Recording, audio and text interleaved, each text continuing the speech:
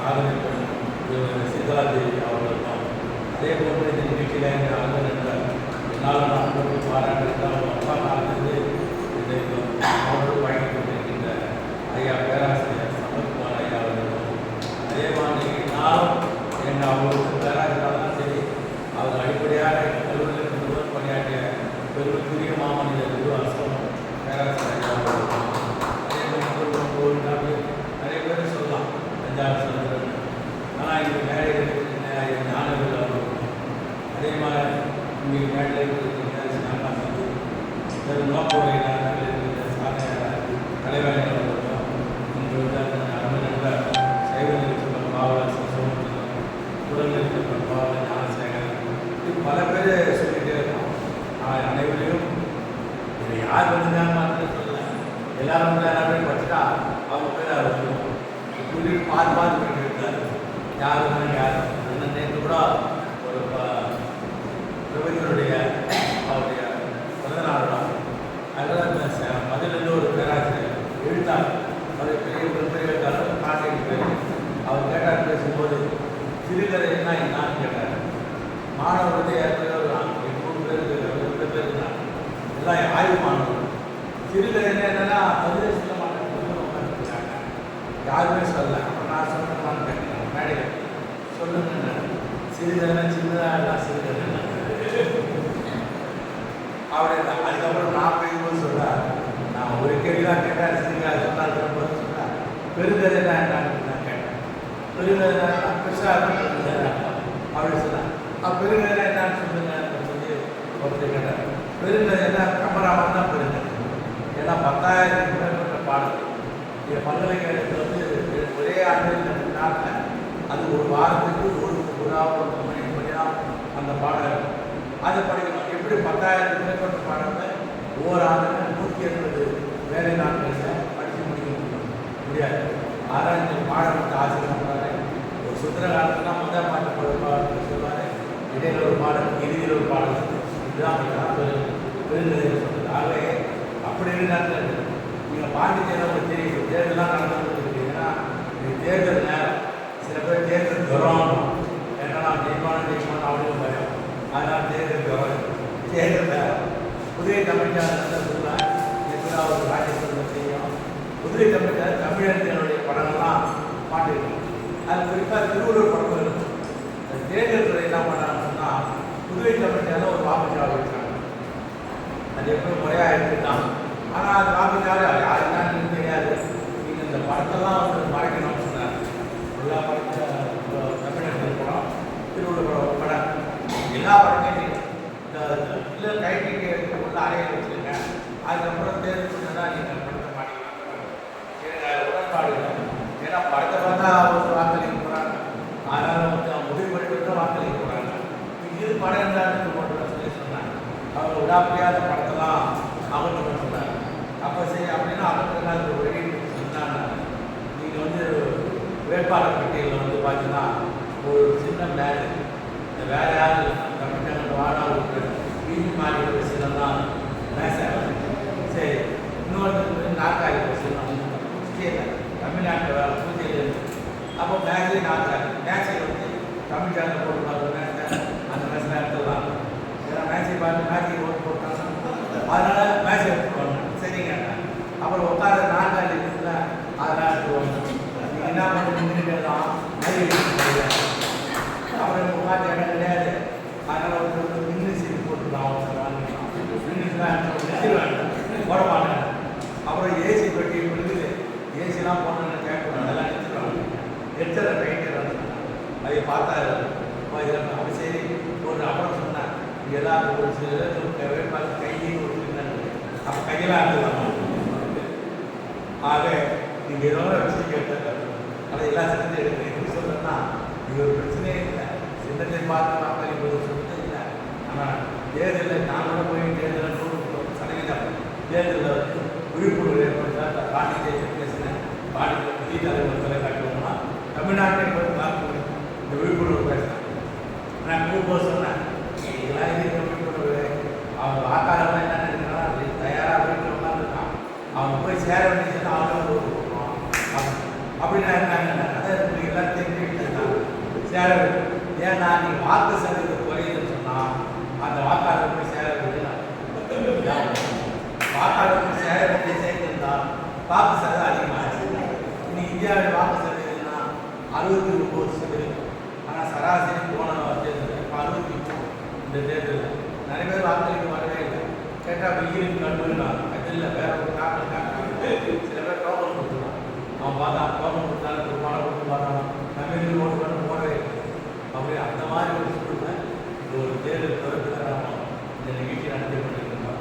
உண்மையிலே ஐயாவுடைய அனைத்து பொதுப்பாக சரி சாதனையாளர்கள் ஒரு மிகப்பெரிய செய்தி. எனக்கு அவர் வெங்கடேசன் அசிஸ்ட் ரெக்கார்டு சொல்லக்கூடிய அந்த அமைப்பிலிருந்து இருக்கும்போது அப்போது நன்றாக தெரியும்.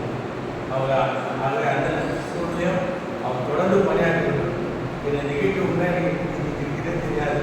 நான் எப்படி தமிழ்நாடு வச்சுக்கிறாங்க இன்னைக்கு ஒரு விழா நடத்திட்டார். அவங்க எப்படி பணம் கட்டினாங்க இன்னொரு நாள் வச்சுக்கலாம். இது நடத்தே தெரியணும். இது தினம் சொல்லியாச்சு எல்லாரும் வந்துடுவாங்க. ஆனால் இன்னைக்கு ஒரு விழா நடந்துட்டு அவர் யார் கட்டுறாங்க? நீலகண்ட தமிழ். நீலகண்டனே தமிழ் தான். நீலகண்ட தமிழ். அதனால் அவர் தான் அந்த விழாவை நடத்தி கொண்டிருக்கிறார். ஆகவே இப்படி அந்த விழாக்களை கொஞ்சம் தள்ளி வைக்கிறதுனால கேட்கல. திட்டமிட்டபடி குறிப்பிட்ட நேரத்தில் குறிப்பிட்ட நாளில் விழாக்களை முடிக்க வேண்டும் என்பது மிகப்பெரிய ஆர்வமுடையது. ரெண்டாவது, நான் புதுச்சேரியில் நீங்கள் திருக்குறளை பற்றி அவர்களுக்கு திருக்குறளில் நீங்கள் திருக்குறளை வந்து அதாவது தலைகீழாக இருக்குது. கல்லறை திருப்பி எழுதில்லை. இப்போ அவன் சொன்னால் அகர்வதற்கு ஆதிபத்திய உடல் தான் ஊர் லாசம். ஆனால் இவர் எழுதின அந்த திருக்குறள் தலைகீழாக இருக்கிற அந்த வெற்றி பயணிங்கன்னா நீங்கள் ஒரு கண்ணாடி கண்ணாடியை பார்த்தா படிங்க, எழுதப்பட்டு தான் படிங்க. அது மாதிரி செய்து ஒரு சாதனை செய்து காட்டு புதுவை காமிக்க பொண்ணுவாக அந்த சாதனையை செய்து காமிச்சாரு. அதுக்காக ஒரு பாராட்டு. அந்த சாதனை உடம்பு பூரா ஆனால் இப்போ அவங்க மகள் ஒரு 10 சாதனை ஒரே நேரத்தில் செய்து கொடுத்தாங்க. ஆக இவருக்கு தினத்தந்தி பார்த்தீங்கன்னா ஒரு ஞாயிறு மகளில் அட்டையில் போக்கு படத்தில் ஒரு படம் போட்டி ஒரு படம் குடும்ப படத்தை போட்டு ஒரு முறை ஒரு 3 ஆண்டு கொரோனா வந்து அப்போ என்னன்னா நானே சரியாக தோணிகளை பார்க்கல. ஆனால் எனக்கு செய்தி சொன்னது யாருன்னா மலேசியா, சிங்கப்பூர் போன்ற மேலை நாடுகளை பார்த்துட்டு இந்த மாதிரி தினத்தந்தியில் அட்டை படத்தில் ஞாயிற்றுக்கிழமை புத்தகத்தில் வந்திருக்க ஒரு படம். அப்படி அதுக்கப்புறம் நான் அவன் பார்த்தேன். ஏன் சொல்கிறேன்னா சாதனை பண்ணுறது சாதாரணமான ஒரு செய்தி இல்லை. ஆனால் அந்த சாதனை வெளி உலகத்தில் இருக்கின்ற அளவில் அந்த பத்தியில் தினத்தந்தியில் ஒரு புத்தகத்தில் அட்டை படத்தில் அது பெரிய இன்னும் என் பழமே வரல. அதுதான் சொல்கிறேன். ஏன்னா படம் வருது, அதை அட்டை படத்தில் இன்னும் கவலைப்படுவாங்க. ஆக அதை பெற்றிருந்த ஆகவே இப்படி ஒரு சிறிய காரியத்தை திருக்குறள் பெரிய திருவள்ளுவர்னா அவர் அவ்வளோ ஈர்ப்பு சக்தி உலகம் பூராவும் திருவள்ளுவர் ஐயா திருவள்ளுவர் என்ற பெருமைக்குரிய மனிதராக இந்த பூர்வீக மனித வாழ்க்கை. ஆக அப்படிப்பட்ட ஐயா அவர்கள் ஆல் இண்டியா கோகிலிகாஸ் என்ற சேவா ரெக்கார்டா வேர்ல்டு மாவட்டத்தில் அமைப்பு மூலமாக உலக சாதனை நேற்றோடு பேசும்போது சொன்னார்.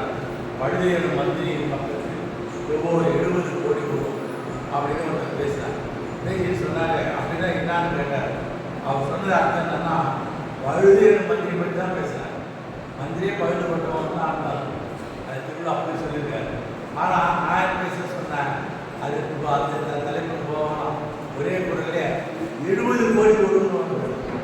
அப்படின்னா அந்த 70 கோடி கொடுக்கணும்னா பழுதியல் மந்திரியின் பக்கத்தில் ஒவ்வொரு 70 கோடி கொடுக்கணும்னா 2554 ஆண்டுகளுக்கு முன்பாக வாழ்ந்து மறைந்த ஐயா திருவள்ளுவருடைய காலத்தில் உலக மக்கள் தொகை 70 கோடியாக இருக்கலாம். இதுதான் அது. ஏன்னா அப்போதைய உலக மக்கள் தொகை இந்தியாவுடைய மக்கள் தொகை 30 கோடி தான். அது எப்படி சொன்னால் பாரதியார் சொல்கிறார் 30 கோடி நம்ப முடியா அப்படின்னு சொல்கிறார். 30 கோடி நம்ப முடியாதுன்னா அப்போ மக்கள் தொகை எண்ணிக்கை 30 கோடி. ஆனால் உலகம் பூரா எண்ணிக்கை வரும்னா 800 கோடி உலக மக்கள் தொகை. இந்த உலகத்தில் அதிகமான மக்கள் தொகை கொண்ட நாடு எதுனா அது முன்னாடி சீனான்னு சொல்லுவாங்க. அதில் இந்தியா தான். நம்ம சீனாவோட 144 கோடி மக்கள் தொகை நாடு இந்திய திருநாடு. 142 கோடி மக்கள் தொகை சீன நாடு. உலக இருக்கிற மக்கள் தொகை 800 கோடி. ஆக நாம் அதிகமாக இப்போ முன்னேறி இருக்கோம். ஆனால் பற்றாக்குறை சீனாவில் கல்யாணம் பண்ணலாம். மணப்பெண் கிடைக்காத ஒரு நாடு தான் சைனா தான். சீனாவில் மணப்பெண்ணுக்கு பிரச்சனையே கிடையாது. நம்ம கல்யாணம் பண்ண ஒரு ஆண்களுக்கு சீனாவில் பெற்று தரணும். 10 லட்சம் நம்ம படத்தில் பல கோடி வரும். அந்த அளவுக்கு பணங்களை முதலீடு செய்து தராங்க. அப்படிப்பட்ட ஒரு சூழலுக்கு